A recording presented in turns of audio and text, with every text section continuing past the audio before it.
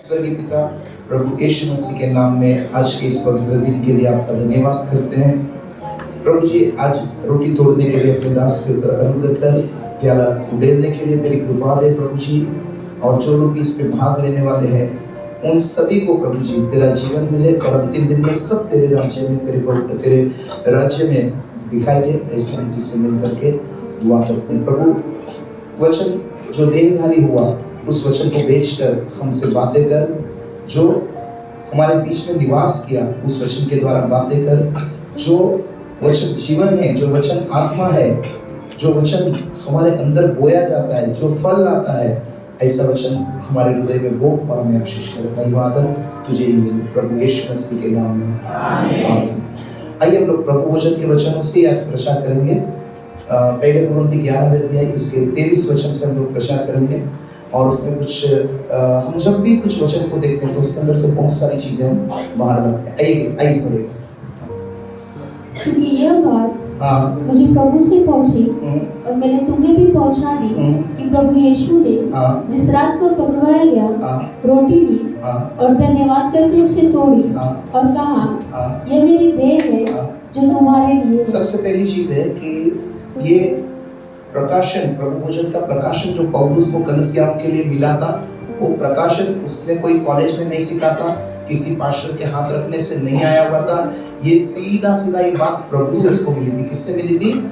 प्रभु से मिली थी कि प्रभु भोजन की विधि आने वाले जब तक ये संसार है, ये संसार में जितने मसीह लोग हैं उन लोगों के लिए इसकी स्थापना करना, ये प्रभु की ओर से उसको मिली हुई बात थी। उससे वो कहता है कि ये बात मुझे प्रभु से मिली है और ये तुम तक पहुंचाने के लिए मिली है, कलीसिया तक पहुंचाने के लिए मिली है।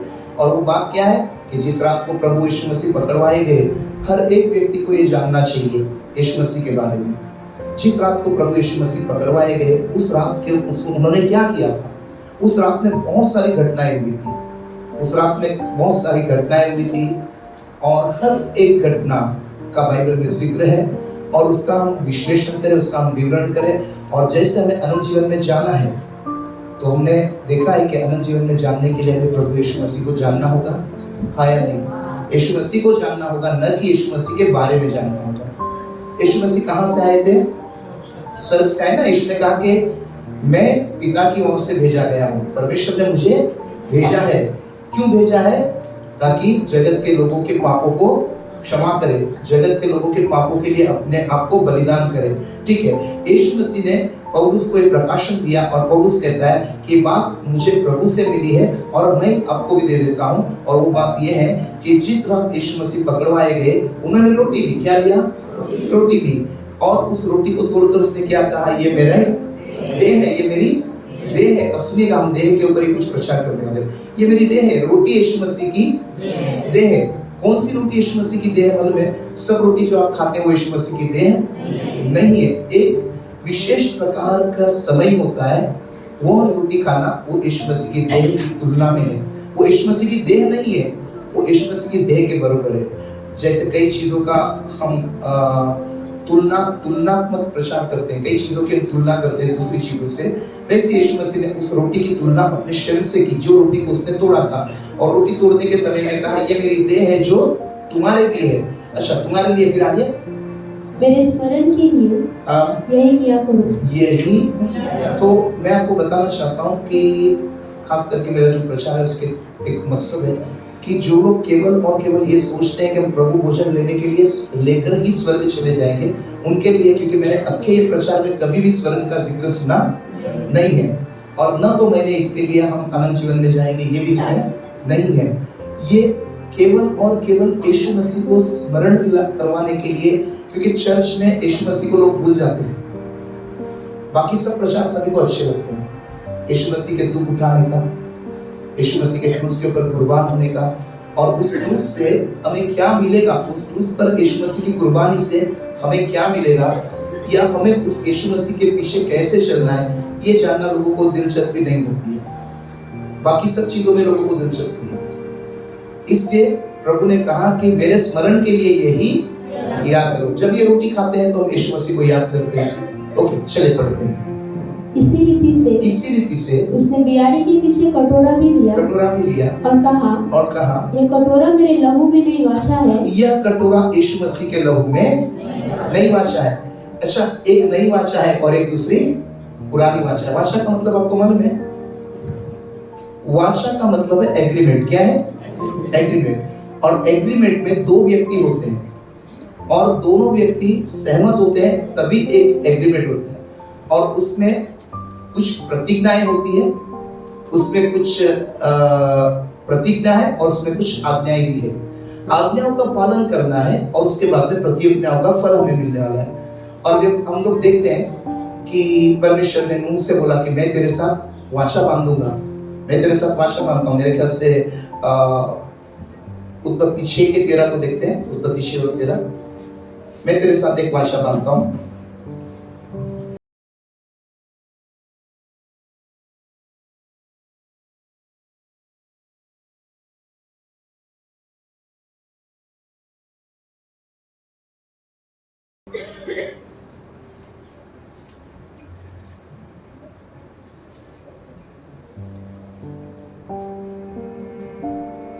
मैं तेरे साथ एक वाचा बांधता हूं और इस वाचा के तहत तू, तेरे पत्नी, तेरे बेटे और तेरी बहू सब आकर उस जहाज में बैठे। सुनिएगा, परमेश्वर ने क्या बोला? मैं तेरे साथ वाचा बांधता हूं कि तुम सारे लोग अपने परिवार समेत इस जहाज में बैठो।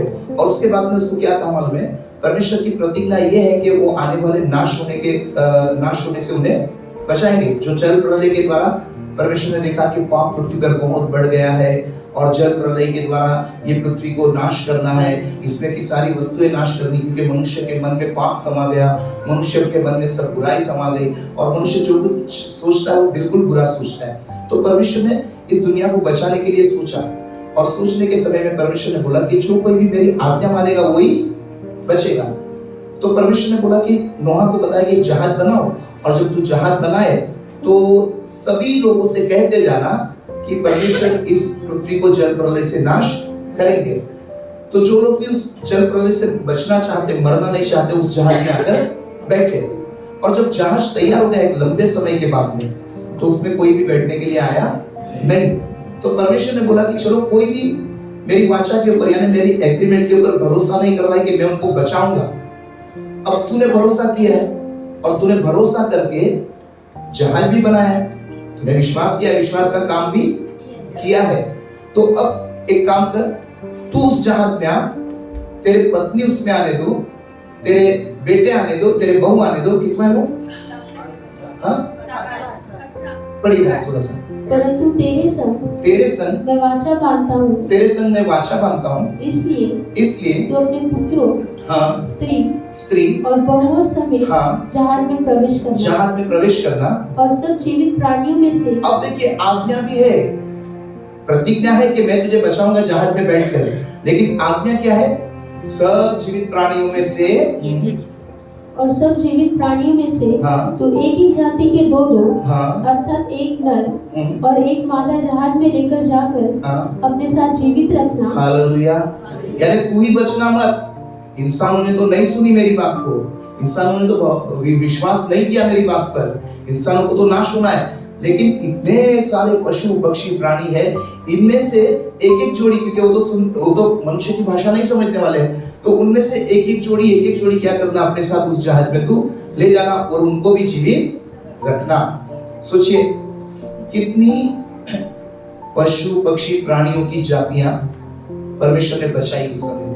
अगर उस समय में जल प्रलय में नूह ने इन जातियों को, प्राणियों को, पक्षियों को, पशुओं को, जंतुओं को, जीवों को अगर अपने साथ उस जहाज में नहीं लिया होता तो आज कई जातियां जो विलुप्त हो गई है, भाई उसी तरह और भी कई जातियां बची ही नहीं होती।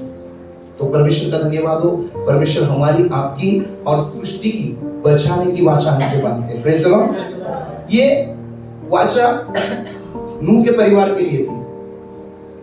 परमेश्वर ने अब्राहम से भी वाचा बांधी, खतना की वाचा बांधी, मालूम है कि तू और तेरे घर में जो भी पैदा होते हैं और जिनको तुम अपने लिए मोल लेकर अपने गुलाम बनाता है, उन सब का खतना तू करवाना और तुम्हारी देह में मेरी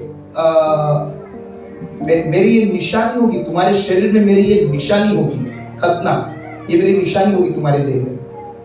तो परमेश्वर ने अब्राहम से एक वाचा बांधी, फिर कुछ समय के बाद में मूसा के द्वारा सारे इजराइलियों से एक वाचा बांधी, और इस तरह अलग अलग समय में परमेश्वर ने वाचाएं बांधी। लेकिन एक कोई भी वाचा ऐसी नहीं थी जो मनुष्य को एक तरफा आशीर्वाद दे। उनको कुछ ना कुछ करना है, जैसे नूह को कुछ करना है, इब्राहिम को कुछ करना है, खतना करवाना है, इजराइलियों को बहुत सारी आज्ञा माननी है। जब यीशु मसीह कहते हैं ये मेरा वाचा का लहू है, फिर से कोरिन्थी में आते हैं जल्दी से। इसी रीति से उसने ब्यारे के पीछे कटोरा भी लिया और कहा यह कटोरा मेरे लहू में नई वाचा है। ये कटोरा मेरे लहू में नई वाचा है, यानी कि ये परमेश्वर ने पुराने एग्रीमेंट को रद्द कर दिया, क्योंकि पुराने एग्रीमेंट को कोई इंसान मानने को राजी नहीं था, क्योंकि उसमें हर जगह में इंसान को कुछ न कुछ करना है। लेकिन नई वाचा में कुछ नहीं करना है, केवल यीशु मसीह के मानव जाति के लिए किए गए पाप के लिए बलिदान को विश्वास करना है। कुछ करना नहीं है, विश्वास करना है। किस चीज के ऊपर? यीशु के बलिदान के ऊपर। और ये विश्वास करने से वाचा कार्यकारी होती है। रोमन इसका 3 और इसका 23 से पढ़े। रोमन 3 और 23। इसलिए कि सबने पाप किया है। किसने पाप किया है? किसने पाप किया? सब मानव जाति ने पाप किया है। नूह के समय में भी परमेश्वर जब देखता है तो जाति, धर्म, रंग, रूप, ऊंच नीच नहीं देखता है। जब परमेश्वर देखता है तो मनुष्य को 2 प्रकार में देखता है, एक पापी के रूप में और दूसरा धर्मी के रूप में। पढ़ेगा। इसलिए कि सबने पाप किया है और परमेश्वर की महिमा से रहित हैं, परंतु उसके अनुग्रह से उस छुटकारे के द्वारा, परमेश्वर के अनुग्रह से उस पाप के छुटकारे के द्वारा जो मसीह यीशु में है। किसके द्वारा छुटकारा है पापों से? सबने पाप किया और सबके पापों का छुटकारा किसके द्वारा है? यीशु मसीह के द्वारा। ओके, पढ़िए। परंतु उसके अनुग्रह से उस छुटकारे के द्वारा जो मसीह यीशु में है। मसीह यीशु में क्या है? पापों से छुटकारा है। पढ़िए। सेठ में, मुफ्त में। कैसे? कैसे? मुफ्त में। मुफ्त में, मुफ्त में। पढ़ेगा। मुफ्त में। कुछ भी आपको पैसा चुकाना नहीं है, आपको कहीं जाकर कोई दर्शन करना नहीं है, आपको जाकर कोई चीज किधर चढ़ावा चढ़ाना नहीं है, आपको किसी विशेष पानी से नहाना नहीं है, आपको किसी विशेष जगह पर यात्रा करना नहीं है। केवल और केवल यीशु मसीह के कुर्बानी के ऊपर विश्वास करना है। पढ़िएगा। सेठ में, मुफ्त में धर्मी ठहराए जाते हैं। क्या ठहराए जाते हैं? पापी लोग मुफ्त में धर्मी, पापी लोग मुफ्त में धर्मी ठहराए जाते हैं, केवल और केवल यीशु मसीह के अनुग्रह के द्वारा जो परमेश्वर ने मानव जाति के ऊपर किया हुआ है। पढ़िएगा। उसे परमेश्वर ने उसके लहू के कारण एक ऐसा प्रायश्चित ठहराया जो विश्वास करने से। कैसे? कैसे? पैसे देने से नहीं, अच्छे काम करने से नहीं, ठीक है, कुछ कुर्बान करने से नहीं, लेकिन केवल और केवल विश्वास करने के से, जो विश्वास करने से कार्यकारी होता है। कार्यकारी होता है। कैसे होता है? काम करता है। क्या करता है? देखिए, काम करने से विश्वास नहीं आता है, विश्वास करने से परमेश्वर काम करने लग जाता है। हालेलुया। आपको मैंने बहुत बार बताया, आपको परमेश्वर से कुछ भी चाहिए तो सबसे पहले आपको दीन होना है। क्या होना है? आपको ये मान लेना है कि आप परमेश्वर को कभी कुछ देकर खुश कर सकते नहीं है। आपके पास में सब कुछ नहीं है जो परमेश्वर को नहीं, परमेश्वर के पास नहीं है। आपके पास कुछ नई चीज नहीं है जो परमेश्वर को आप दिखाकर प्रसन्न करे, खुश करे, उसको अपनी ओर आकर्षित करे। कुछ नहीं है, केवल और केवल नम्रता और उसके सच्चाई के ऊपर विश्वास। विश्वास की कीमत चाहिए, सच्चे विश्वास की। अगर आपको बीमारी से छुटकारा चाहिए तो आपके अंदर सच्चा विश्वास होना चाहिए कि केवल और केवल यीशु मसीह ही इस दुख को मिटा सकते हैं, केवल और केवल इस बीमारी को यीशु मसीह ही मिटा सकते हैं, केवल और केवल इस मुसीबत से मुझे यीशु मसीह ही बचा सकते हैं। ये सच्चा विश्वास आपको यहाँ बैठे हुए बीमारी से छुड़ा सकता है। हालेलुया। ये कार्य करता है। क्या करता है? ये कैसे कार्य करता है? पैसे से, काम से या विश्वास से? विश्वास से। ताकत से नहीं करता, ये विश्वास से करता। इसलिए जब आप चर्च में आते हैं तो आपको विश्वास करना है। चर्च में आते हैं तो विश्वास करना है। पढ़िए कि जो पाप क्या विश्वास करना है? जो पाप पहले किए गए और जिन पर परमेश्वर ने हाँ, अपनी सहनशीलता के कारण ध्यान नहीं दिया, परमेश्वर ने ध्यान सुनिए, ऐसा नहीं कि परमेश्वर को मालूम नहीं है, अपने उसने सहन करते हुए ध्यान, हेलो समझ पा रहे हैं? उसने सह लिया और ध्यान। कई बार आप अपने जीवन में कई लोगों को देखते होंगे जिसको आप झेलते समझा, सहन करते हैं, फिर भी आप उसको नजरअंदाज करते हैं। आपको मालूम है पक्का गलत है, आपको बहुत दुख देता है, आपके बहुत खिलाफ में है, आपको बहुत चीड़ देता है, आप पूरी रीति से सच्चे हैं, आप उसको अगर 10 लोगों के सामने खड़ा कर दे तो झूठा है, उसको दंड मिलना ही चाहिए, लेकिन फिर भी आप उसको नजरअंदाज कर देते हैं।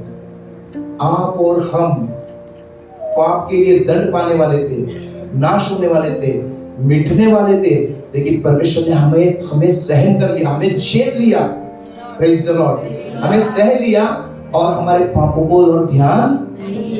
ओर ध्यान परमेश्वर अच्छा है कि नहीं? लोग आपके पापों की ओर ध्यान देते हैं और परमेश्वर आपके पापों से नजर को फेर लेता है। Praise the Lord. और परमेश्वर ये कहता है कि अगर ये मेरा बेटा पाप में जी रहा है, अगर आज ये विश्वास करे तो इसके विश्वास के द्वारा आज से धर्मी हो जाएगा। हालेलुया। ओके, चलिए पढ़ते हैं। और जिन पर परमेश्वर ने अपनी सहनशीलता के कारण ध्यान नहीं दिया, उनके विषय में वह अपनी धार्मिकता प्रकट करे। हालेलुया। परमेश्वर की धार्मिकता से हम धर्मी है, अपनी धार्मिकता से नहीं है। परमेश्वर की सच्ची धार्मिकता, सच्चा धर्मी कौन है? हम या परमेश्वर? हमें से तो सबने पाप किया, तो धर्मी कौन है? वो है। और वो हमें धर्मी बनाता है, वो हमें सच्चा बनाता है, वो हमें पवित्र बनाता है। चलिए फिर से आते हैं कुरिन्थी की पुस्तक में। इसी रीति से उसने बियारी के पीछे कटोरा भी लिया और कहा, यह कटोरा मेरे लहू में नई वाचा है, जब कभी पियो तो मेरे स्मरण के लिए यही किया करो। क्योंकि जब कभी तुम ये रोटी खाते, जब कभी हर एक कलीसिया में इसके अलग अलग सिद्धांत है। मैंने आपको बहुत बार बताया, क्षमा चाहता हूँ, कि कई लोग हर रविवार को लेते हैं, कई लोग महीने में एक बार लेते हैं, कई लोग 3 महीने में एक बार लेते हैं। इसको कभी लेते हैं, हफ्ते में लेते हैं, महीने में लेते हैं या 3 महीने में लेते हैं, ये कीमत नहीं रखता है। हम इसको कैसे लेते हैं, हम इसको क्या समझते हैं। मैंने पिछले कई बार बोला कि ये आपको स्वर्ग में लेके जाने वाला नहीं है। ये क्यों है, आज आप इसको जानिए। नहीं तो लोग बोले कि चलो आज रविवार है, पहला रविवार है, प्रभु भोजन है, चलो प्रभु भोजन ले लेते हैं। तो महीने में एक बार आके वो लोग प्रभु भोजन लेते हैं, बाकी सारा महीना वो लोग चर्च में दिखाई भी देते नहीं है। जो हर महीने में एक बार आते हैं, तो मैं कृपया करके ऐसे लोगों से कहता हूँ, आप महीने में एक बार जो प्रभु भोजन लेने के लिए आते हैं, वो प्रभु भोजन लेने के लिए भी आप मत आइए, क्योंकि आपको ये प्रभु भोजन स्वर्ग लेके जाने वाला नहीं है। आपको परमेश्वर के, सच्चे परमेश्वर के ऊपर विश्वास और उसमें से ये एक आज्ञा है। प्रभु भोजन क्या है? आज्ञा है। और क्यों है? एक, यीशु मसीह को स्मरण करने के लिए। क्यों है? रोटी भी तोड़ी और कहा मेरे स्मरण के लिए ही किया करो। तो ये स्मरण यीशु को याद करने के लिए, न कि आपको अनंत जीवन में जाने के लिए। फिर यीशु ने कटोरा लिया बियारी के पीछे से और कहा, ये वाचा का लहू है, मेरे स्मरण में यही। यीशु की वाचा को याद करो, यीशु को याद करो, यीशु की वाचा को याद करो, उसके करार को याद करो, उसको पढ़ो, बाइबल में बार बार पढ़ो। अगर आपको पुराना करार नहीं चलता है, ज्यादा से ज्यादा नया करार पढ़ो, लेकिन रोज पढ़ो। यहाँ हफ्ते में एक दिन आकर खाली आप सुनो मत, और ये उम्मीद मत करो कि केवल हमें भौतिक आशीष मिले। ये सुनिश्चित करो कि एक बार आपके अंतरात्मा आपको कहे कि अगर आज मैं मर जाऊंगा तो मैं स्वर्ग में जाऊंगा। आपकी अंतरात्मा ये कहने के लिए तैयार रहे कि मेरे लिए जीना मसीह और मरना लाभ है। और अगर आज भी आप ऐसे नहीं तैयार हो, तो प्रभु से मेरे लिए प्रार्थना करें कि प्रभु अपने सेवक को ऐसा बना कि वो हमें तेरे राज्य में आने के लिए योग्य बनाए। ऐसे वचन से हमसे बातें कर कि हमारे अंदर एक बड़ा बदलाव आ जाए। आइए पढ़ते हैं। क्योंकि जब कभी तुम ये रोटी खाते और इस कटोरे में से पीते हो, तो प्रभु की मृत्यु हो जब तक वह न आए प्रचार करते हो। अब स्मरण भी करते हो, वाचा को स्मरण करते हो, यीशु को स्मरण करते हो, और वो स्मरण करते हो किसको? उसके लहू को, उसकी देह को, और उसके बाद में जब कभी लेते तो उसका प्रचार, ये उसका प्रचार है। ये खाना और पीना यीशु मसीह के लहू और मांस का प्रचार है, जो उसने मानव जाति के लिए क्रूस के ऊपर कुर्बान किया है, और ये प्रचार करना है। आज यीशु मसीह के क्रूस के ऊपर का प्रचार किसी को भी अच्छा नहीं लगता है, बोर लगता है लोगों को। लोग सोचते हैं कि बस आशीषों की बात हो तो कितना अच्छा है, चमत्कारों की बात हो तो कितना अच्छा है। मैं आपको कहता हूं सबसे बड़ा चमत्कार ही ये है कि यीशु को मार दिया गया क्रूस के ऊपर आपके और मेरे गुनाहों के लिए। उसने कहा, उसने मरने से पहले ये कहा, ये मेरी शरीर है। उसको पता है थोड़े समय के बाद मेरे शरीर के साथ में ये होने वाला है जो अभी रोटी के साथ में हो रहा है। पहले रोटी के साथ में करके एक प्रतीक के रूप में यीशु ने बताया ये मेरी, और तोड़ा, उसको क्या किया? तोड़ा। तो यीशु ने कहा कि मेरी देह, यीशु को मालूम है थोड़े समय के बाद में उसका शरीर टूटने वाला है, घायल होने वाला है, जख्मी होने वाला है, और इसके लिए उसने पहले बोला। और फिर उसको पता है कि जब शरीर टूटेगा तो लहू बहेगा। उसका लहू का आखिरी कतरा भी उसके शरीर से बहा दिया गया। आपको पता है जब लहू खत्म हो गया तो उसके पंजर में से क्या है? पानी आया ना, तो लहू खत्म हो गया। और उसने कहा ये नई वाचा का लहू है, जब कभी इस कटोरे में से पीते हो मुझे स्मरण करो। और केवल स्मरण मत करो, जब कभी भी इस प्याले में से पीते हो, इस रोटी में से खाते हो। खाना क्या है? रोटी, और पीना क्या है? प्याला है। खाना मांस और लहू? आप मांस और लहू खाते हैं क्या महीने में? नहीं। आप कटोरे में से द्राक्ष का रस लेते हैं और रोटी लेते हैं, लेकिन वो प्रतीक है। आप उसको याद करते हैं, क्या याद करते हैं? 2000 साल पहले जैसे ये रोटी टूट रही है, वैसे मेरा प्रभु यीशु मसीह क्रूस के ऊपर टूटा था। जैसे ये कटोरे को उंडेला जा रहा है, वैसे यीशु मसीह का लहू मेरे लिए उंडेला गया था। किसके लिए? मेरे लिए। आइए थोड़े समय में और समझाता हूं, पढ़िए। इसलिए जो कोई अनुचित रीति से, हाँ ये क्या है? अनुचित रीति। अब देखिए यहाँ पर अनंत जीवन स्वर्ग नहीं, लेकिन यहाँ दंड जरूर है। Praise the Lord. जो कोई अनुचित रीति से प्रभु की रोटी खाए, हाँ, या उसके कटोरे में से पिए, हाँ, वह प्रभु की देह और लहू का अपराधी ठहरेगा। Praise the Lord. अनुचित रीति से खाने के मैंने कई कारण बताए। कई बार मैंने बताया कि कई चर्च ऐसे होते हैं जो ये मानते हैं कि बपतिस्मा नहीं लिया है तो भी लोग प्रभु भोजन ले सकते हैं।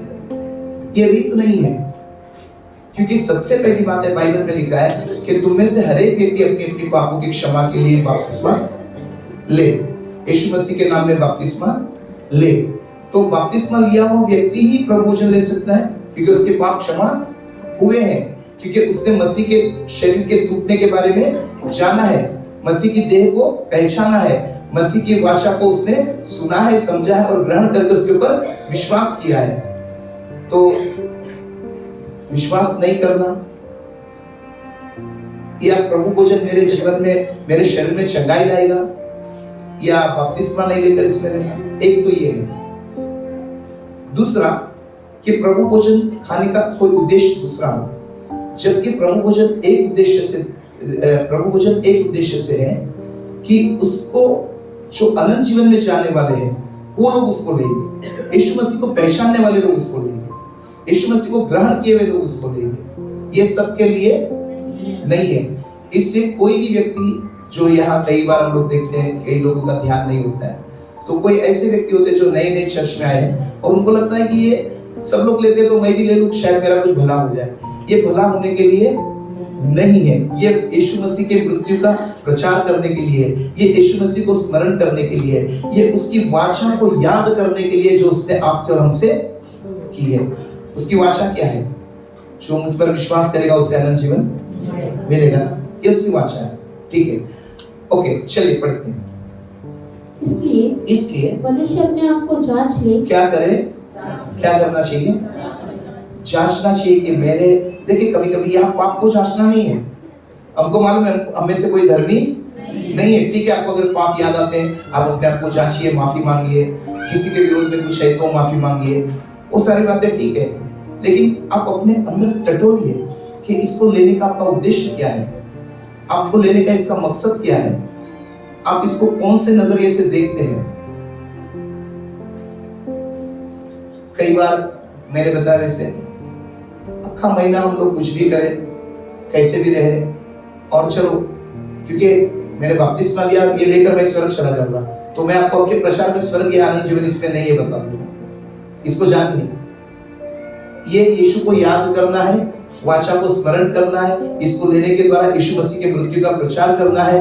और अगर सही तरीका हमारा नहीं है इसको लेने का, सही मकसद नहीं हमारा, तो हम मसीह की देह और लहू के अपराधी ठहरेंगे, क्योंकि हमें कुछ मालूम नहीं। जैसे मैंने इस शुक्रवार को बताया कि अंदर जाने के लिए, प्रवेश करने के लिए कुछ रूल्स होते हैं हर जगह में, और अगर कोई रूल्स तोड़ेगा, जाना तो है बंदे को वहां पर। देखिए एक व्यक्ति यीशु मसीह के पास आया और उसने कहा अनंत जीवन पाने के लिए मैं क्या करूं? यीशु ने बोला आज्ञा मान। उसने कहा क्या मैं आज्ञा मानता हूं। फिर यीशु ने क्या कहा? अब आज्ञा के बाहर जाकर यीशु ने बोला ये आज्ञा में नहीं है जो यीशु ने उसको बोला।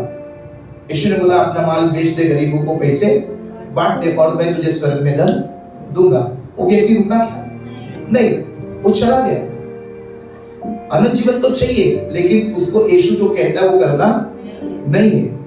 तो अनंत जीवन जब चाहिए तो ये नहीं ले जाएगा, यीशु मसीह ले जाएगा।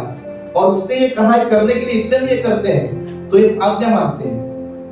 पढ़ेगा इसलिए हाँ, मनुष्य अपने आप को जांच ले क्या करे?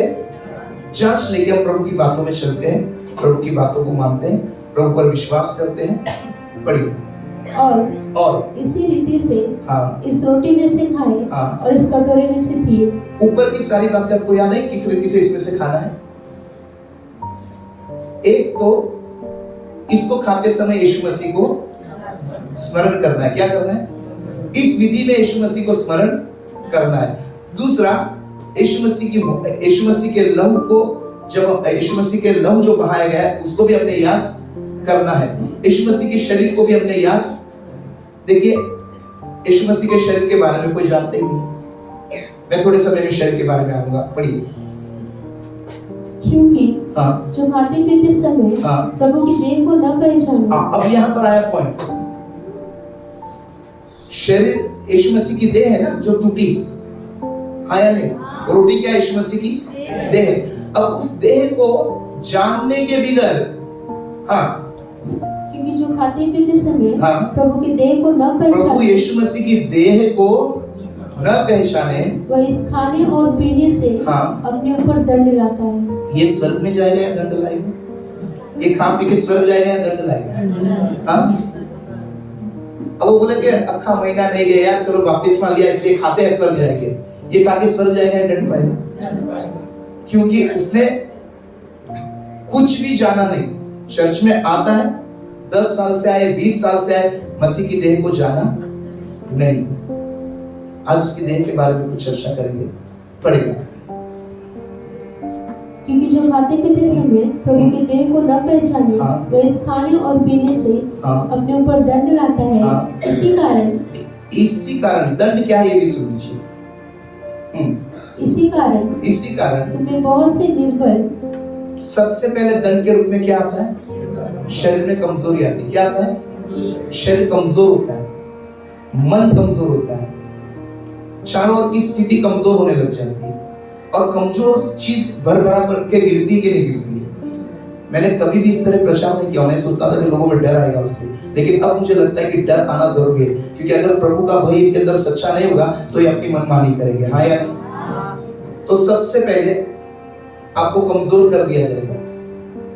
और कोई व्यक्ति किसी भी चीज में कमजोर होना चाहता है, बल पाना चाहता है। अगर आप मसीह की देह को जानने के बगैर इस रोटी में से खाते हैं और पीते हैं, तो आपके कई चीजों में आप कमजोरी पाएंगे, खास करके शरीर में कमजोरी। पढ़िए आगे। इसी कारण हाँ, तुम्हें बहुत से निर्बल और रोगी हैं। दूसरा रोग आते हैं। क्या होता है? क्या होता है? विश्वासियों में क्या आता है? रोग आते हैं। और रोग का मतलब मालूम है आपको? तो छोटे मोटे बुखार वायरल आते हैं, उनकी मैं बात नहीं करता। भयंकर रोग जिसका जिक्र व्यवस्था विवरण में किया गया है 28वें अध्याय के 14 कलाम के बाद में, अपने घर में पढ़िएगा। तो भयंकर रोग आते हैं। और ये रोग इसलिए नहीं आते, हम लोग बोलते हैं मैं चर्च में जाता हूँ, यीशु मसीह के कोड़े खाने से मैं चंगा हो जाऊंगा, लेकिन कुछ हम चंगे होते नहीं, क्योंकि जिस शरीर पर यीशु मसीह ने कोड़े खाए उस शरीर को ही हम जानते नहीं है। आपको मालूम है, आज आप कोई मेडिसिन लेते हैं, दवाई लेते हैं, तो गूगल के अंदर जाकर आप सर्च करते हैं कि उसका डिटेल क्या है, हाँ या नहीं? करते कि नहीं करते हैं? आप सब कुछ सर्च करते हैं कि उसके अंदर से मुझे क्या लाभ होगा, क्या हानि होगी, क्या रिएक्शन होगा, तब आप लेते हैं ना, हाँ या नहीं? इसी तरह जब आप ये लेते हैं तो इसका एक्शन भी है और इसका रिएक्शन भी है। आज मैं आपको रिएक्शन के बाद में मेरे 15 साल की सेवकाई में पहली बार बता रहा हूं, पहले मैंने कभी नहीं बताया इस तरह। हालेलुया। क्या यीशु मसीह की शरीर बीमार थी? हाँ। फिर हमारे शरीर इसको खाकर बीमार होनी चाहिए या हमें यीशु मसीह की तरह स्वस्थ होना चाहिए? फिर हम बीमार क्यों होंगे? क्योंकि हम उसके शरीर को जानते नहीं है। हम गूगल में दवाई को तो सर्च करते हैं, लेकिन बाइबल खोल के खुदावंद यीशु मसीह को कभी सर्च नहीं करते हैं। आज से उसको सर्च करना सीखिए। सालों तक आएंगे, रोज दर्द, रोज बीमारी, रोज दुख, रोज बीमारी, आज यहाँ बीमारी, कल वहां बीमारी, आज यहाँ दर्द, कल वहां दर्द, आज यहाँ पीड़ा, कल वहां पीड़ा, आज ये डॉक्टर, कल वो बाबा, कल परसों वो भाई। कुछ अच्छा होता नहीं। क्या करते हैं? हम चर्च में आते हैं, ओके, पढ़िए। और बहुत से सो भी गए। सो गए मतलब मर गए, सीधे शब्दों में वो मर गए। अब बोलिए, ये सब क्यों हुआ? क्योंकि मसीह की देह को हमने जाना नहीं। पड़ेगा। मसीह मरने वाला, मसीह मरा क्या? नहीं ना, मसीह तो मुर्दों में से भी जी उठा। पड़ेगा। यदि हम अपने आप को जांचते, अपने आप को देखिए, पास्टर के प्रार्थना की जरूरत नहीं है। अगर प्रभु भोजन के बाद में आपके साथ में ये सब होता है, तो ये मत बोलो कि पास्टर को फोन लगाओ, प्रार्थना करें और हम अच्छे हो जाए। पास्टर को फोन लगाने से पहले अपने आप को जांचना है। क्या हम मसीह को जानते हैं? क्या हमें मसीह की भाषा मालूम है? क्या हम मसीह को हमेशा स्मरण करते हैं? क्या उसके शरीर और उसके लहू के बारे में हमें नॉलेज है? क्या ये सारे प्रचार आपने सुने हैं? सुने कि नहीं सुने? इतने साल में सुने हैं ना? ओके, पढ़िएगा। यदि हम अपने आप को जांचते तो दंड न पाते। तो दंड यानी कि नए करार में दंड है कि नहीं है? अब रोमन 8 में जब हम आते तो वहां लिखा है, अब जो कोई यीशु मसीह में उस पर दंड की आज्ञा, तो हम ताली बजाकर बोलते वाह वाह वाह वाह। लेकिन हम यीशु मसीह में ही नहीं है, हम चर्च में हैं। हम नीचे से ऊपर हाथों में हाथ डालकर आते हैं, हम यहाँ से कंधे पे हाथ रख के जाते हैं, हम एक दूसरे में हैं, हम इन दीवारों में हैं, हम इस छत के नीचे हैं, हम इस एसी के सामने, एलईडी के सामने हैं, लेकिन हम यीशु मसीह में नहीं हैं। यहाँ आना, यहाँ बैठना यीशु मसीह में आना है। हालेलुया। कोई चीज किसी के अंदर होती है तो उस चीज का प्रभाव, बाहर वाली चीज का प्रभाव अंदर वाली चीज पे आएगा कि नहीं आएगा? आएगा ना। आप किसी एक कापूस के टुकड़े को ले लो और पानी में डाल दो। जब कापूस पानी में गया तो पानी का प्रभाव कापूस में दिखेगा कि नहीं दिखेगा? दिखेगा ना। आप किसी चीज को बहुत समय मैंने एक उदाहरण दिया, आप कैरी को लेते हैं और अचार के मसाले में डालते हैं, फिर वो कैरी रहती है या अचार बन जाता है? आप मसीह में हो, लेकिन जांचो कि मसीह आप में है कि नहीं। मसीह भी तो आप में होना चाहिए। आप तो उसको पुकारते हो, लेकिन ये भी तो जांचो कि कभी वो सुनता भी है या नहीं। हालेलुया। और जब हम अपने आप को नहीं जांचेंगे तो आपको 922 वाला नंबर याद होगा। आपको 922 वाले नंबर की जरूरत नहीं है, आपको जरूरत है मत्ती, मरकुस, लूका और यूहान की। समझ में आया? आपको उसको खोलकर पढ़ना है, आपको यीशु मसीह को जानना है। आइए हम यीशु मसीह की देह के बारे में कुछ जानते हैं, जांचेंगे, परखेंगे। Praise the Lord. एक वचन को पढ़ते हैं यीशु मसीह की देह के बारे में। पहला पत्रस 2 अध्याय 24 वचन पढ़िए।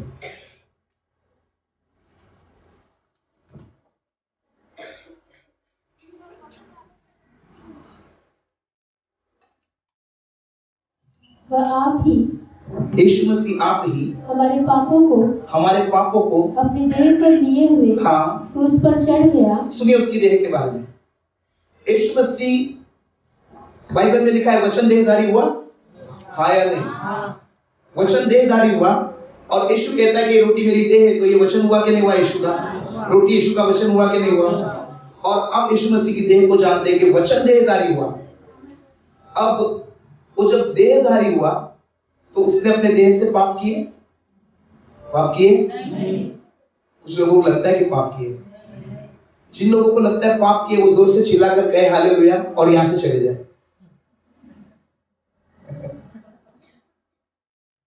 आपको मैंने कितने वचन बताए? यीशु ने यूहन्ना 8 में ऐसे कहा, क्या तुम में ने मुझ में कोई पाप पाया है क्या? पहले दूसरे कुरिन्थी 5 के आखिरी में लिखा हुआ है, जो पाप से अनजान था, पाप से अनजान था, क्योंकि वो उसकी जन्म ही पाप से नहीं हुआ। उसका जन्म एक कुंवारी लड़की से हुआ। कैसे हुआ? कुंवारी लड़की से हुआ। और कुंवारी लड़की किसी पुरुष के साथ में नहीं जुड़ी, पवित्र आत्मा कुंवारी लड़की मरियम से जुड़ गया। और ऐसा एक स्वर्गदूत ने आकर कहा, पवित्र आत्मा तुझ पर उतरेगा और तू गर्भवती होगी। और वो गर्भवती हुई। तो यीशु मसीह का शरीर पवित्र था, हाँ या नहीं? यीशु मसीह का शरीर निरोगी था, हाँ या नहीं? ओके, चलिए पढ़िए इसको। वो आप ही हमारे पापों को अपने देह पर लिए हुए क्रूस पर चढ़ गया। हमारे पापों को उसकी देह में लेकर कहाँ चढ़ गया? क्रूस पर चढ़ गया। हाँ पढ़िए। जिससे हम पापों के लिए मरकर, हाँ वो इसलिए, सुनिएगा, वो इसलिए हमारे पापों को लेकर नहीं चढ़ा क्रूस पर कि आगे को हम पाप करें, लेकिन हम भी पाप के लिए मरकर धार्मिकता के लिए जीवन बिताए। हमें किस लिए जीवन बिताना है? धार्मिकता के लिए।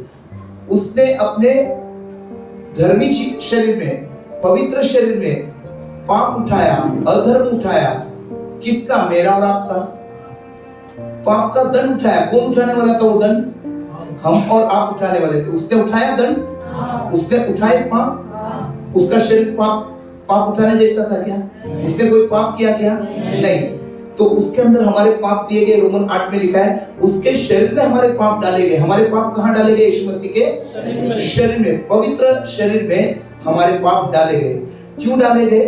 कि हम जैसा उसने हमारे पाप ले ली और हमारे पाप के लिए मरा, हाँ या नहीं? जब वो हमारे पाप के लिए मरा तो आगे को हम पाप में जिए नहीं, लेकिन हम पाप के लिए मरे और धार्मिकता के लिए जिए। और धार्मिकता के लिए जीने के लिए हमें बार बार प्रभु की धार्मिकता को जानना होगा या नहीं? ओके, पढ़िए। जिसे हम पापों के लिए मरकर धार्मिकता के लिए जीवन बिताए, उसी के मार खाने से, उसी के, अच्छा देखिए, उसने अपने शरीर में कोई ऐसा काम किया कि उसको मार पड़े? हम कई बार ऐसे काम करते हैं जिससे हमें लोग पीट दें, लेकिन उसने कोई ऐसा काम किया नहीं जिससे उसकी पिटाई हो। लेकिन उसको पीटा गया, उसको बदनाम किया गया, उसके ऊपर थूका गया। क्यों सारा कुछ हुआ? जो सब हमारे शरीर के साथ होना था वो सब उसके शरीर के साथ। तो आप जब उस शरीर को लेते हैं तोड़कर, तो आप कैसे लेते हैं? आपको लेना है, चलो आपने कुछ भी किया, आप जाए खाए और निकल गए और आप ऊपर उठा लिए जाएंगे। जब रोटी लेते हैं तो यीशु मसीह को याद करना है। मेरे पाप को लेकर यीशु मसीह का शरीर ऐसे टूटा जैसे ये रोटी अभी तोड़ी गई है। यीशु मसीह, काश की रोटी में अगर जीवन होता, काश की रोटी एक शरीर होती, और अगर उसको तोड़ा होता तो आवाज निकालती कि नहीं देती? हाँ या नहीं? वो बोलती, मेरा कसूर क्या है जो तुम मुझे तोड़ रहे हो? मेरा एक अच्छा आकार था, तुमने मेरे आकार को विकृत कर दिया।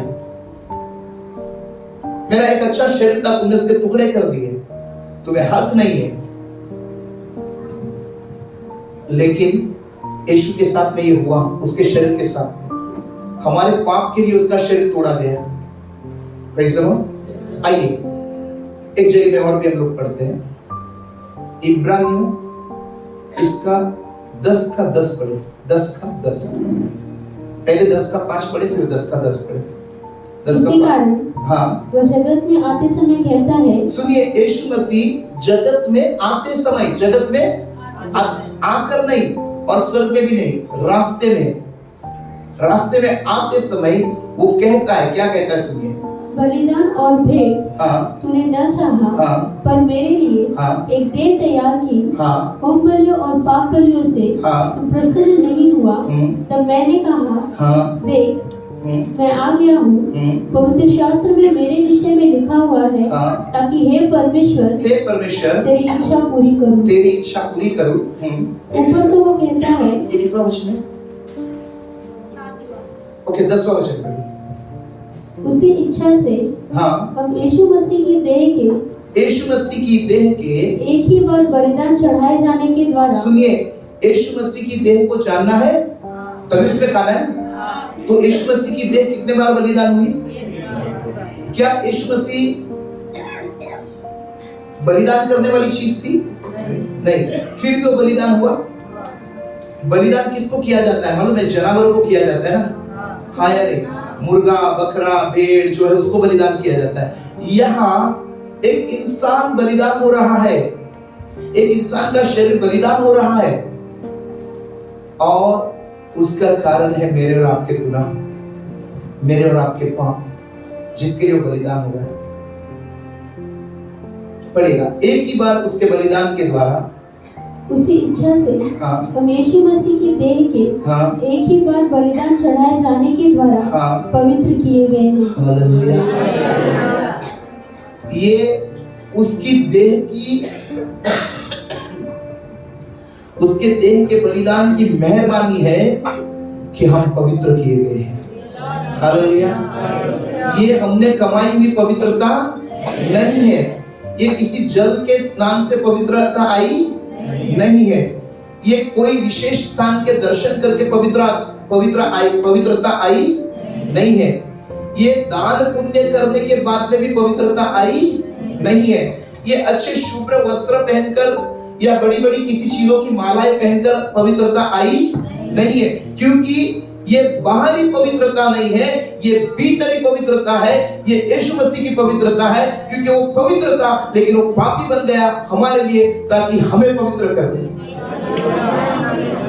तुम हमारे प्रभु यीशु मसीह के अनुग्रह को जानते हो, जो धनवान होते हुए निर्धन हुआ। क्या उसको दौलत लेकर आया था? नहीं, वो पवित्रता लेकर आया था, और उसने अपनी पवित्रता हमें दे दी और हमारे पाप उसने ले लिए।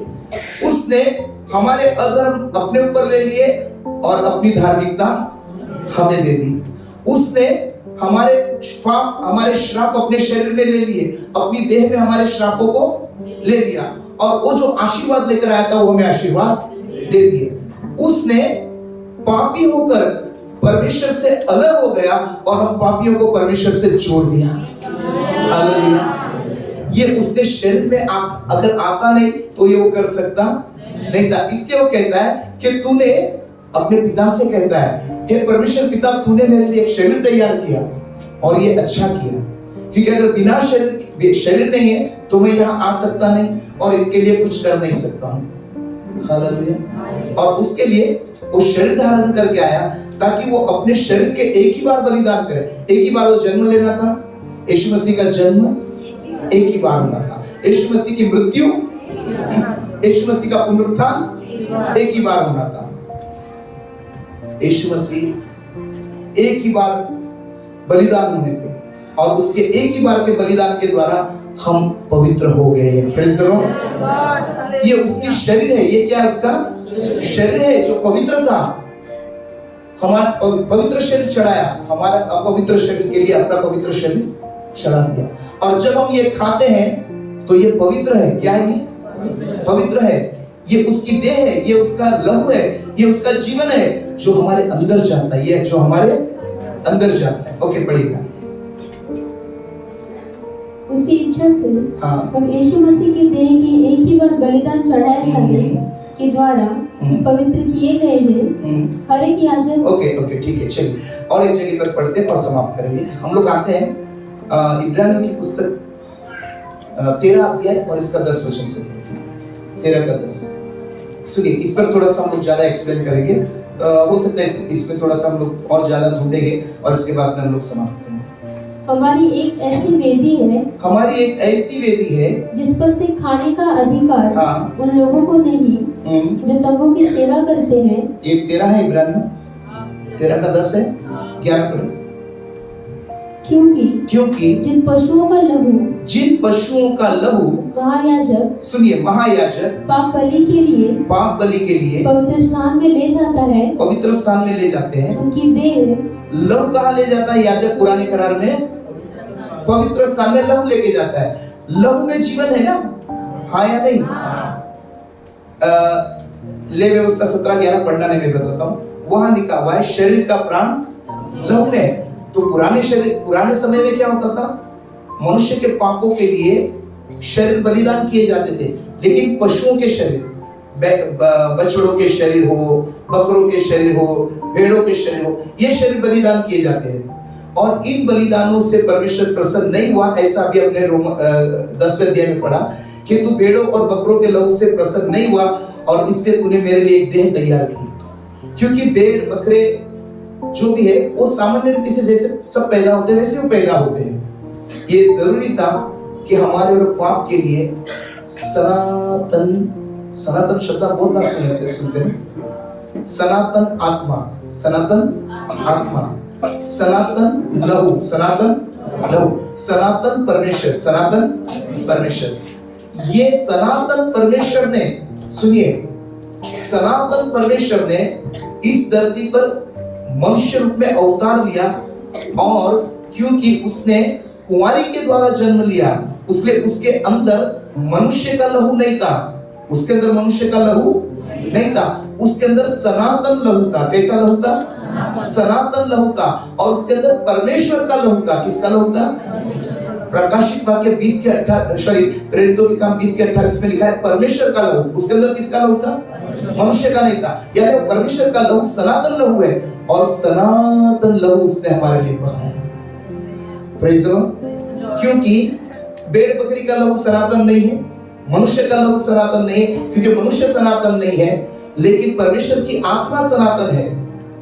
और उसके वो अपने आत्मा को एक शरीर का रूप चोला पहना करके एक कुंवारी के अंदर, क्योंकि शादीशुदा के अंदर अगर जन्म लेता है यीशु मसीह तो उसको कोई मानता नहीं मानता, क्योंकि पति पत्नी का होते हैं। बहुत लोग ये दुनिया में अच्छे इंसान पैदा हुए, शादी ब्याह हुई, उनके बच्चे हुए, प्रसिद्ध हुए, बड़े बड़े नाम कमाए। कई लोग उनको संत मानते हैं, कई लोग उसको पीर मानते हैं, कई पैगंबर मानते हैं, कई उनको ईश्वर मानते हैं, लेकिन वो हमारे और आपकी तरह जन्मे हैं। केवल यीशु मसीह है जो कुंवारी के द्वारा, सनातन परमेश्वर के सनातन आत्मा के द्वारा मरियम गर्भवती हुई और एक सनातन परमेश्वर मनुष्य के रूप में आता है, और उसका नाम यीशु मसीह, और उसका नाम यीशु मसीह, और उसका लहू सनातन है, और उसका सनातन लहू बहाने के बगैर हमारे पापों से छुटकारा नहीं था। उसलिए उसको एक ही बार ये होता है। ये कितने बार होता है? एक ही बार। पढ़िएगा। क्योंकि जिन पशुओं का लहू महायाजक पाप बलि के लिए पवित्र स्थान में ले जाता है, उनकी देह छावनी के बाहर जलाई जाती है। छावनी के बाहर, क्योंकि ईश्वर बोला मांस और लहू से कुछ लाभ नहीं है, लेकिन जो बातें हैं वो आत्मा और जीवन है। तो लहू में जीवन है। लहू पाप के लिए, बलिदान के लिए चढ़ाया, और शरीर अपवित्र स्थान में, कहां पर? अपवित्र स्थान में, अशुद्ध स्थान में ले जाकर उसको जला देते थे। मैंने सुबह में बहुत सारा सर्च किया, सुबह भी छावनी के बाहर। तो छावनी के बाहर निर्गमन में, गिनती में, बहुत जगह में लिखा है कि वो लोग बलिदान करते थे, और जो बलिदान का पशु होता उसका चमड़ा और मांस ले जाकर उसको छावनी के बाहर, यानी अशुद्ध जगह में, जो जगह निकम्मी है वहां जाकर, जो गंदी जगह है वहां पर उसको जला देते थे। क्योंकि पाप उसमें था, पाप उसमें था, लेकिन जीवन किसमें था? लहू में था। तो लहू चढ़ा दिया पाप के लिए, और जो बेकार की चीजें थी वो जला दी। लहू चढ़ा दिया और बाकी चीजें जला दी। अब सुनिएगा ध्यान से, आगे बढ़िए, मैं आपको बताता हूँ, इसको समझिए, ये बहुत विशेष है। इसी कारण यीशु ने भी लोगों को अपने ही लहू के द्वारा, यीशु के ही लहू के द्वारा पवित्र करने के लिए। देखिए वहां आपने पढ़ा, उसके एक ही बार बलिदान के द्वारा हम पवित्र हुए। उसके शरीर को जान रहे हैं आप, क्योंकि उसके शरीर को जानने के बगैर इस रोटी में से खाना और पीना ये दंड लाना है। तो आज उसके शरीर को जानिए, उसने क्या क्या पड़ेगा। इसी कारण यीशु ने भी लोगों को अपने ही लहू के द्वारा पवित्र करने के लिए फाटक के बाहर दुख उठाया। कहां पर दुख उठाया? फाटक के, यानी कि जो पवित्र नगर यरूशलेम है उसके बाहर। वहां पर बाहर कौन रहते हैं? बाहर कौन रहते हैं? पापी ना? हाँ या नहीं? वहां पर पाप का शरीर जलाया जाता था, खून यहां अंदर चढ़ाया जाता था, शरीर बाहर जलाया जाता था। यीशु मसीह बाहर, प्रेज़ द लॉर्ड, पढ़ेगा उसको।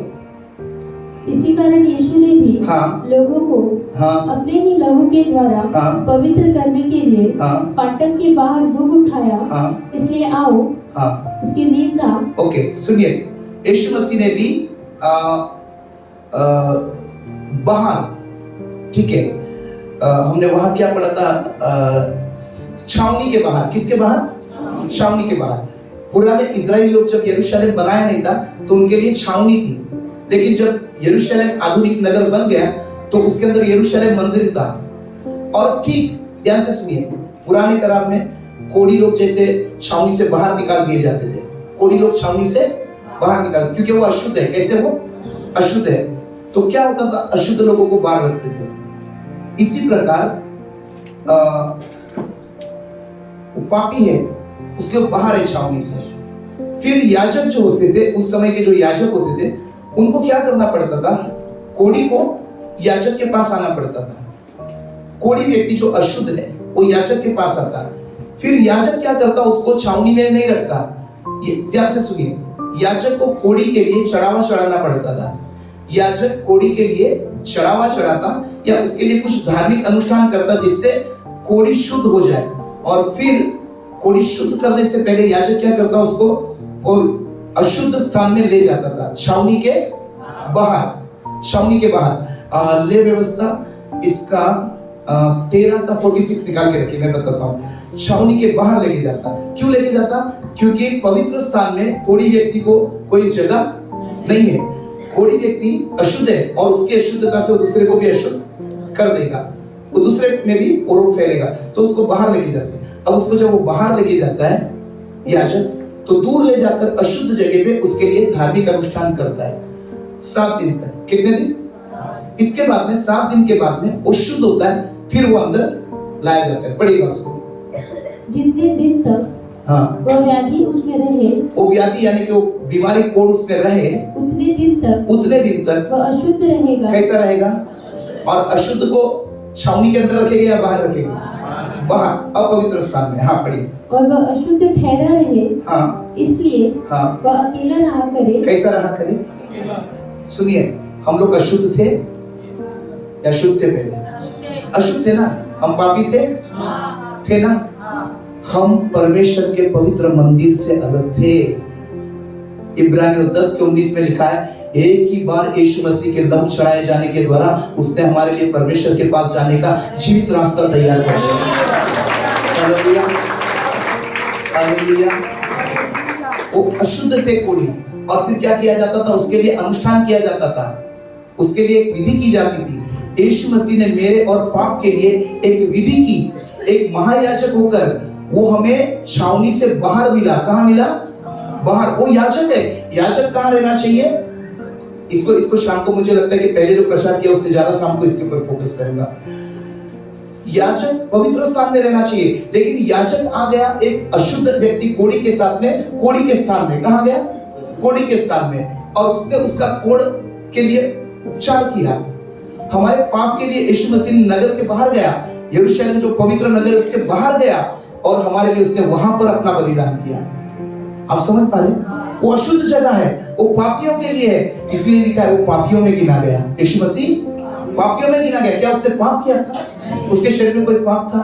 फिर भी उसका शरीर पापियों की जगह पर बलिदान किया गया। हालेलुया। ओके, पढ़िएगा। इसलिए वह अकेला रहा करे, उसका निवास स्थान छावनी के बाहर हो। कहाँ हो? पापी व्यक्ति का निवास कहाँ है? परमेश्वर से दूर, पवित्र स्थान से दूर। ओके, 14 का 3 पढ़िए। अब मैं बताता हूँ। याजक को बोला है कि याजक उसको छावनी से, याजक भी बाहर चला जाए, याजक भी उसके साथ में बाहर निकले। पढ़िएगा। और याजक छावनी के बाहर जाए। क्या करे याजक? क्या करे? छावनी के बाहर जाए। हाँ। और यदि याजक उस कोढ़ी को देखे और यदि उसकी कोढ़ की व्याधि चंगी हुई हो तो याजक आज्ञा दे कि शुद्ध ठहराने वाले के लिए 2 शुद्ध। अच्छा, यहाँ पर अनुष्ठान है, सुनिएगा। याजक पहले तो जाए वहां से, कहां से, फिर मैं भूल जाता हूँ, छावनी से बाहर। छावनी पवित्र स्थान है, छावनी में परमेश्वर का वास है, कोई कोढ़ी अशुद्ध वहां रह सकता नहीं है।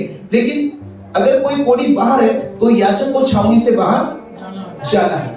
देखिए, यीशु मसीह स्वर्ग में था, पवित्र जगह है, ये पृथ्वी पर पाप है, पृथ्वी पर अंधकार है, अपनी छावनी को छोड़कर महायाजक बन के मेरे और आपके लिए यहाँ अशुद्ध जगह आया कि नहीं? शरीर धारण किया कि नहीं किया? उसको कोई जरूरत थी क्या शरीर धारण करके यहाँ आने के लिए? नहीं की, फिर भी उसने देहधारी होकर यहाँ पर आया। बाइबल में लिखा है वचन देहधारी हुआ और मनुष्य के बीच में वास किया। परमेश्वर जो स्वर्ग का परमेश्वर है, जिसको कोई दुख नहीं, वो दुख उठाने के लिए एक शरीर तैयार किया कि मेरे शरीर में दुख आना चाहिए। क्यों? क्योंकि इनके शरीर के दुख जाने चाहिए। मैं इनके लिए अशुद्ध हो जाऊं, अपवित्र हो जाऊं, ताकि ये लोग पवित्र और शुद्ध हो जाए। मैं इनके लिए रोगी बन जाऊं, मेरे शरीर में जख्म दिए जाए, मैं शरीर धारण करूंगा इनके जख्मों को मिटाने के लिए, ताकि मैं इनके दर्द को उठा। उसको दर्द उठाने की जरूरत है। आपने तमाम जगह में जब ईश्वर के बारे में सुना होगा तो आपने सुना होगा कि ईश्वर स्वर्ग में बहुत मजे कर रहे हैं। एक सच्चा ईश्वर जो आकाश और पृथ्वी को बनाया, वो आकाश और पृथ्वी से भी प्रेम नहीं करता है, क्योंकि उसने आकाश और पृथ्वी को अपने स्वरूप में, अपने समान में नहीं बनाया, इंसान को बनाया अपने जैसा, और इंसान से प्रेम करता है। उसने इंसान बनके इंसानों के बस्ती में आया, शरीर धारण करके, और उसकी पवित्र देह छावनी के बाहर तोड़ी गई। अशुद्ध जगह पर पापी लोग जहां मारे जाते हैं, दुष्ट लोग जहां मारे जाते हैं, श्रापित लोगों को जैसे मारा जाता है, वैसे मारा गया। Praise the Lord. वो छावनी से बाहर आया, प्रेज़ द लॉर्ड, पवित्र स्थान से बाहर आया। केवल वो छावनी से ही नहीं, उसने अपना शरीर रूपी छावनी भी छोड़कर हमारे लिए बाहर आ गया। उसका शरीर वहां चला गया, सुनिए, उसका शरीर वहां चला गया, लेकिन उसका लहू परमेश्वर के पास गया। बाइबल में लिखा हुआ है, वो अपने लहू के द्वारा हमें आज भी धर्मी ठहराता। उसका लहू, उसका मांस, उसका शरीर, अगर हम इसको नहीं जानते और इस रोटी को खाते पीते हैं तो हम दंड पाते हैं। उसके शरीर के बारे में बहुत सारी बातें सुनिए, प्रभु से प्रार्थना करिए और भी लोग ज्यादा समझ सके, सुन सके कि वो कैसे शरीर धारण करके आया, कैसे उसने अपने शरीर में दुख उठाए, हमारे शरीर के लिए अपने शरीर में दुख उठाए। हमारा शरीर पवित्र होना चाहिए। आखिर में क्या बोला मालूम है? तुम्हारी देह पवित्र आत्मा की क्या था? ये पहले पाप का अड्डा था, आया नहीं, अब क्या बन गया? ये पवित्र